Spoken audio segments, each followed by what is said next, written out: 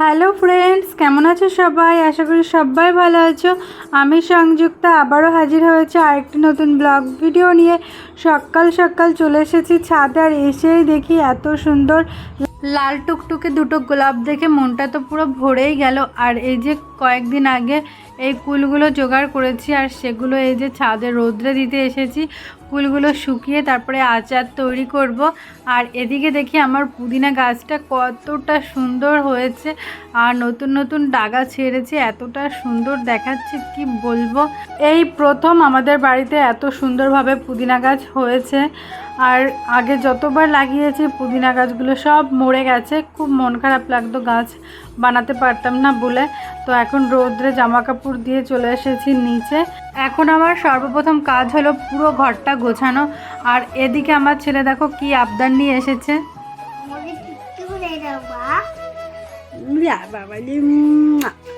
আমার ছেলের এখন বায়না তাকে বেলুন দিয়ে চুটকি বানিয়ে দিতে হবে। ছোটোবেলায় বেলুন ফেটে গেলে এই বেলুন দিয়ে এরকম চুটকি বানিয়ে ঘষতাম, আর কতটা সুন্দর আওয়াজ হতো, খেলা করতাম।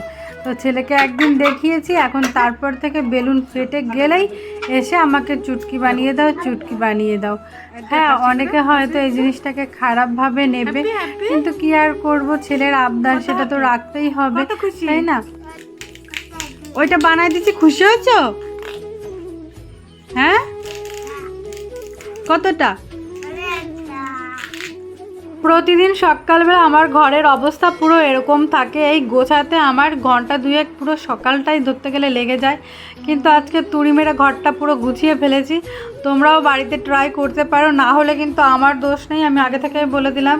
সব কিছুই আমার তুড়ির কামাল। তো এদিকে রান্নাঘরে এসেছি, আর এসেই দেখি তোমাদের দাদাভাই ভাত খাচ্ছে, আর ছেলে বাবার আদর খাওয়ার জন্য কোলে উঠে বসে আছে। এই হলো একটা ওর বদ অভ্যাস। কেউ যদি একটু ভাত খেতে বসে, হয় তার কোলে যাবে, নয় তার ঘাড়ের উপর উঠবে, নয় গলা ধরে ঝুলে বসবে। অনেক বলে বলে এই যে ওর বাবা ওকে একটু বললো যে নাম, আমি হাত মুখটা ধোবো।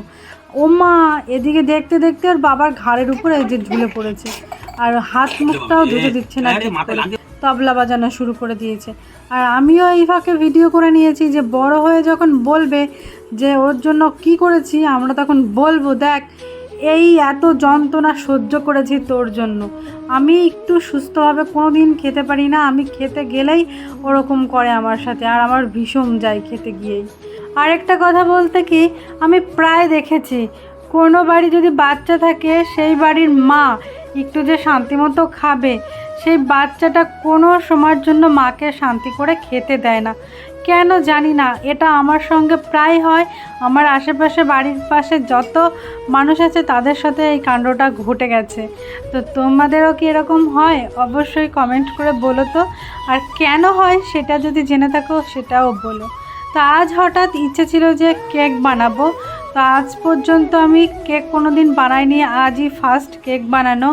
তো বাড়িতে বোন বানিয়েছে, বৌদি বানিয়েছে, আমি তাদের তা খেয়েছি, দেখেছি, কিন্তু নিজে কখনো ট্রাই করিনি।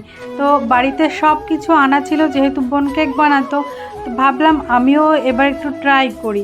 তো কেকের সব কিছু আমি ঠিকঠাক করেছি, হ্যান্ড বিটার ছিল না বলে মিক্সচার মেশিনে করে নিয়েছি। এই পর্যন্ত সব কিছু ঠিক ছিল, যেই পাত্রটা কড়াইতে দিয়েছি সেই হয়েছে আমার ভুল। এত বড় ভুল হয়ে যাবে যে তার জন্য আমি মাকে এইটা বলে দিয়েছি যে কেকের পাত্র ধরে ফেলে দাও, খাবো না কোনো কেক ঠেক। এতটা রাগ করে ফেলেছিলাম।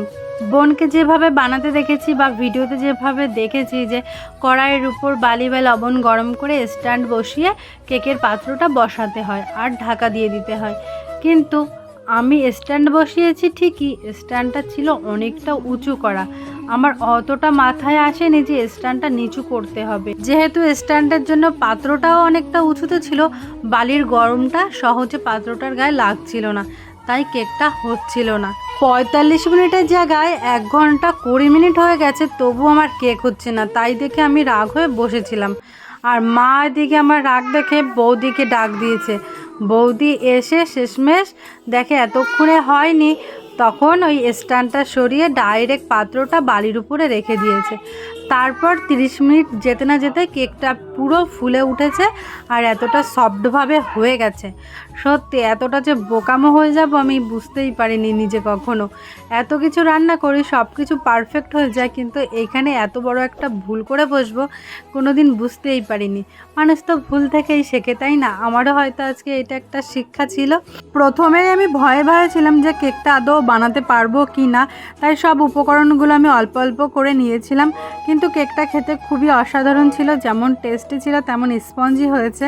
তো সবাইকে দিয়ে যে এখন আমি লাস্ট খাচ্ছি। তো ভিডিওটি আজকে কেমন লাগলো অবশ্যই লাইক কমেন্ট শেয়ার করে জানাবে, চ্যানেল সাবস্ক্রাইব করবে। দেখা হচ্ছে নেক্সট ভিডিওতে। টাটা।